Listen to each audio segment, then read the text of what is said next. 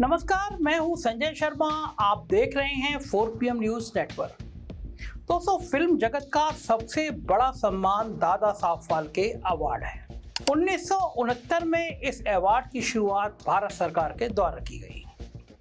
यह अवार्ड कायदे से उन कलाकारों को दिया जाना चाहिए जिन्होंने अपनी कला से फिल्म की विधा को नए आयाम दिए। सिर्फ पॉपुलर एक्टर ही नहीं, बल्कि कैमरे के पीछे का निर्देशक, कैमरामैन भी इस अवार्ड से नवाजे जा चुके हैं। दादा साहब फाल्के अवार्ड केवल हिंदी फिल्मों में योगदान के लिए नहीं दिया जाता, हमारे देश की अलग अलग भाषाओं के महान कलाकारों को भी ये अवार्ड मिला है। यूँ कह लीजिए कि ये पुरस्कार फिल्मों का भारत रत्न है, इससे बड़ा कुछ नहीं। और इस साल के लिए ये अवार्ड मिथुन चक्रवर्ती को दिया जाएगा, ऐसा मोदी सरकार ने ऐलान किया है। 2 मिनट के लिए मिथुन चक्रवर्ती का फिल्मों में क्या योगदान रहा, ये मैं आपको दिखाता हूँ। इन्हें इनकी पहली ही बंगाली फिल्म मिर्ग्या के लिए एक्टिंग का राष्ट्रीय पुरस्कार मिला। इसके बाद ताहे देर कथा नाम की एक और बंगाली फिल्म के लिए फिर से राष्ट्रीय पुरस्कार मिला।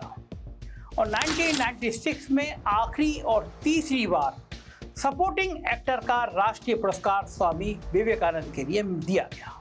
इसके अलावा 1982 में आई इनकी फिल्म डिस्को डांसर और उसके गाने जिम्मी जिम्मी ने इन्हें भारत और खासकर रूस में स्टार बना दिया।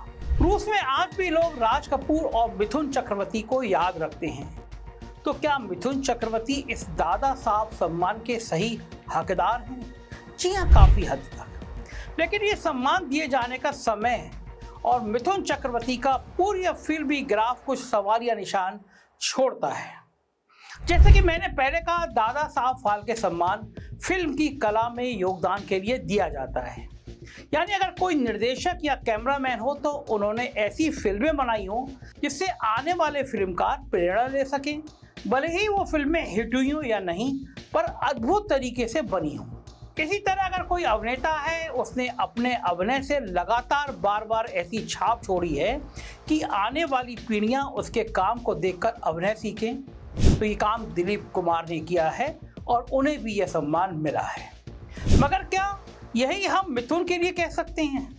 90 के दौर में आई उनकी फिल्म गुंडा और ऐसी तमाम बी ग्रेड फिल्में उन्होंने की जो अभिनय और फिल्म की वास्तविक कला से कोसों दूर है। मतलब उनके राष्ट्रीय पुरस्कार ये बताते हैं कि वो अभिनय करना जानते तो हैं, मगर फिल्मों के चयन में अच्छा अभिनय करने की गुंजाइश है या नहीं, उन्होंने देखना जरूरी नहीं समझा अगर उन्हें पैसे मिल रहे थे। डिस्को डांसर से वो सुपरस्टार तो बन गए, मगर क्या डिस्को डांसर उनके अभिनय के लिए जानी जाती है? जी नहीं, फिल्मों के गानों के लिए जानी जाती है। और अगर सुपरस्टार होना ही पैमाना है तो फिल्मों के पहले सुपरस्टार और अब तक सबसे ज़्यादा हिट फिल्में देने वाले राजेश खन्ना को ये सम्मान आज तक क्यों नहीं मिला? मैं बताता हूँ क्यों नहीं मिला। क्योंकि राजेश खन्ना फिल्मी जीवन के बाद अपने राजनीतिक जीवन में कांग्रेस के साथ थे, दिल्ली से लोकसभा चुनाव भी जीते थे और भारतीय जनता पार्टी की हिंदू मुसलमान वाली बांटने की राजनीति के मुखर विरोधी भी थे। आइए उनके इंटरव्यू की एक क्लिप सुनाता हूँ। पार्टी की आप बात कर रहे हैं, बीजेपी की। इनका तो काम है कि एक भाई को दूसरे भाई से लड़ा देना। हम तो दोनों एक ही बिरादरी से आए थे। ये बीजेपी पार्टी का काम है एक दूसरे को लड़ाना, एक दूसरे को अलग कर देना, भाई भाई को अलग कर देना। अब जो आदमी भाजपा की बुराई कर चुका है, भले ही वो कितना भी बड़ा सुपरस्टार क्यों ना रहा हो, उसे तो मोदी जी कैसे अवार्ड दे सकते हैं।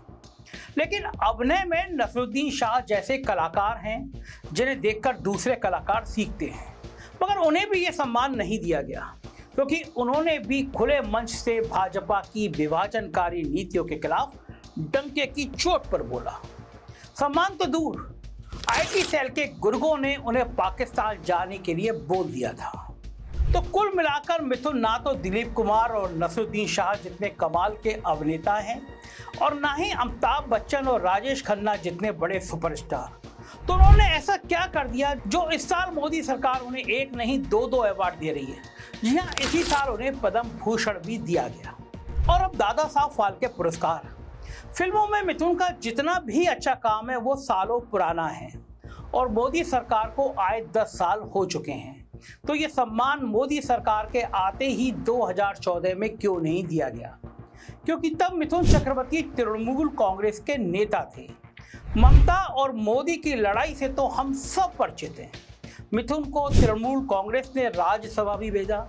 2 साल में मिथुन चक्रवर्ती केवल 3 बार राज्यसभा गए और फिर हेल्थ के इशू बनाकर उन्होंने इस्तीफा दे दिया। हालांकि असलियत ये थी कि शारदा चिट फंड स्कैम में इनका भी नाम उछला, क्योंकि ये शारदा चिट फंड स्कीम के ब्रांड एम्बेसडर थे।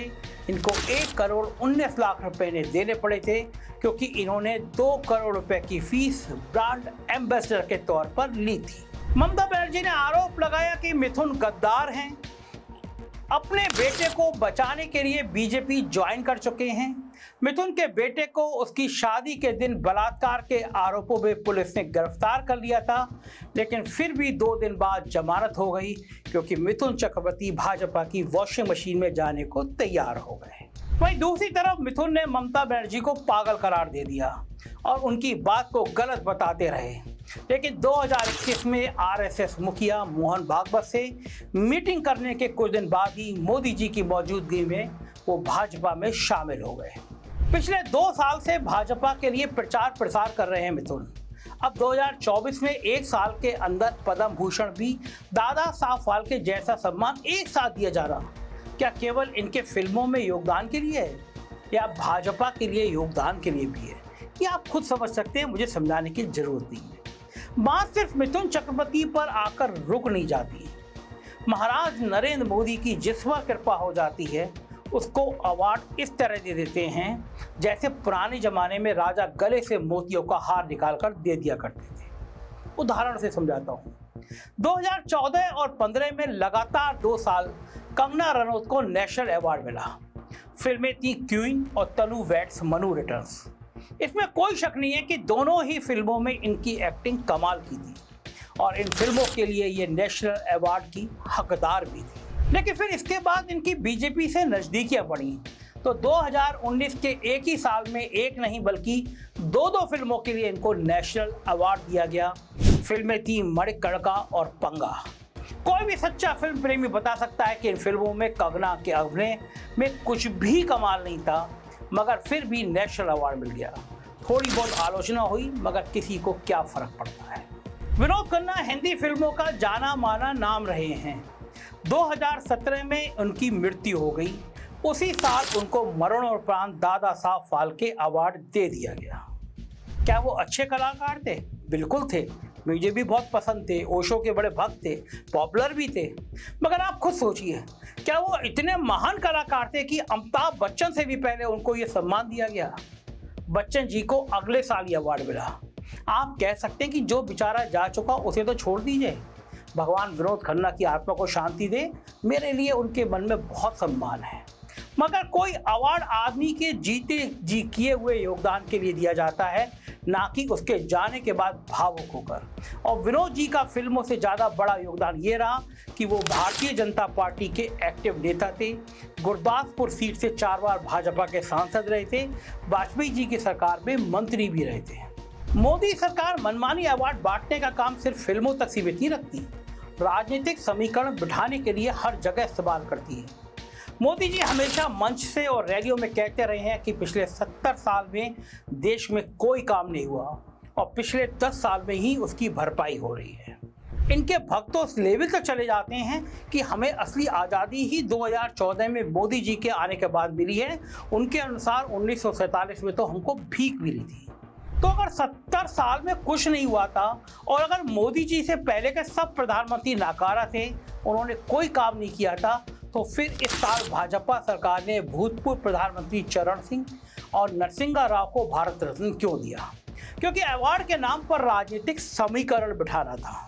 चरण सिंह को भारत रत्न मिलते ही उनके पोते जयंत भाजपा की गोदी में जा बैठे। वहीं कांग्रेस के प्रधानमंत्री नरसिंहा राव को ये सम्मान देकर गांधी परिवार पर तंज कसने की कोशिश की गई, ये जताकर कि गांधी परिवार अपनी पार्टी के नेताओं को कुछ नहीं समझता। चरण सिंह 1979 में प्रधानमंत्री थे। और 1987 में स्वर्ग सिधार गए। नरसिंहा राव 90 के दशक में पीएम थे और 2004 में उनकी मृत्यु हो गई। अगर मोदी को सच में इनका सम्मान करना था तो 2014 में 10 साल तक इंतजार क्यों किया? असल में ना विचार था ना इंतजार था, बस 2024 के चुनाव में राजनीतिक समीकरण बिठा रहा था। 2019 के बाद से भारत रत्न सम्मान किसी को नहीं दिया गया। 2019 भी चुनावों का साल था और फिर 5 साल बाद 2024 में एकदम 5 लोगों को यह सम्मान दे दिया गया। ये भी चुनावों का साल था। अगर मंशा सच में किसी व्यक्ति के देश के प्रति योगदान को सराहने की होती तो इस तरह भारत रत्न का इस्तेमाल सिर्फ चुनावी साल में नहीं होता, बल्कि हर साल ये सम्मान किसी को दिया जाता। और जब राजनीति साधने के लिए विपक्ष के नेताओं को भारत रत्न दे सकते हैं तो फिर भला अपने नेताओं को देने में मोदी जी क्यों पीछे रहेंगे? अटल बिहारी वाजपेयी, आडवाणी, नानाजी देशमुख को भारत रत्न दिया जा चुका है। यहाँ कुछ भाजपा समर्थक सवाल उठा सकते हैं कि कांग्रेस ने भी अपने राज में ऐसा किया है, अपने चहेतों को पुरस्कार बांटे हैं। इस तरह का कुतर्क भाजपा और उसके नेता कई बार देते हैं। इनसे कोई भी सवाल किया जाए तो कह देते हैं कांग्रेस ने भी तो ये किया था। अरे भाई, कांग्रेस से लोग नाराज हुए तभी तो आपको सत्ता में बिठाया, क्योंकि आपने वादा किया था कि हम कुछ अलग करके दिखाएंगे। इसलिए अपनी खामियों को छुपाने के लिए पुरानी सरकारों की खामियां गिनवाना कब खत्म होगा? अब तो 11वां साल शुरू हो चुका है महाराज, 3री बार सरकार बन चुकी है।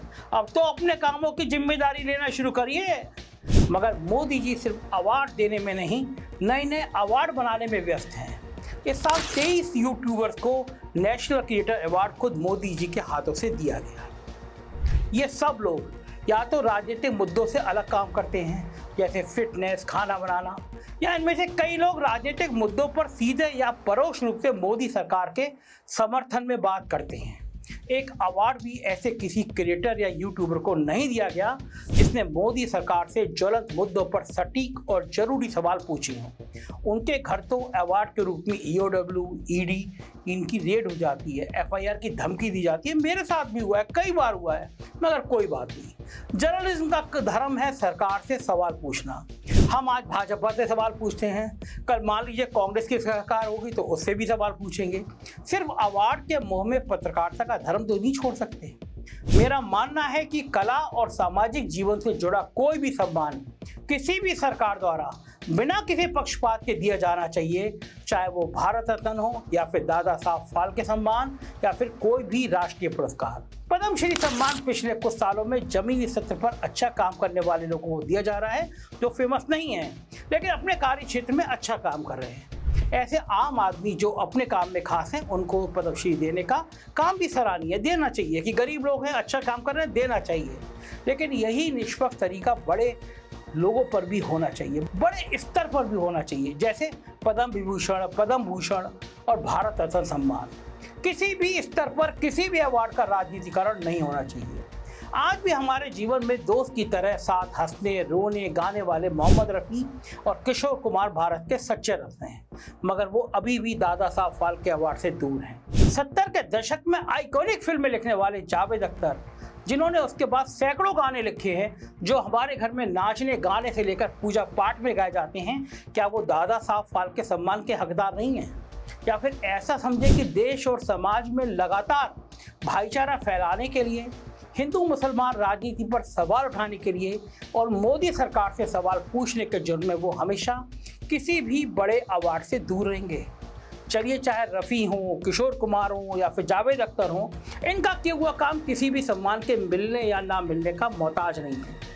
बल्कि आज की मौजूदा सरकार में अवार्ड मिलने को देखकर एक बात तो कही जा सकती है, अगर आपको अवार्ड मिला है तो हो सकता है आपने अच्छा काम किया हो, लेकिन अगर आपको अवार्ड नहीं मिला है तो आप जरूर अच्छा काम कर रहे हैं। साथ बने रहिए, मस्त रहिए, सवाल पूछते रहिए। शुक्रिया, थैंक यू।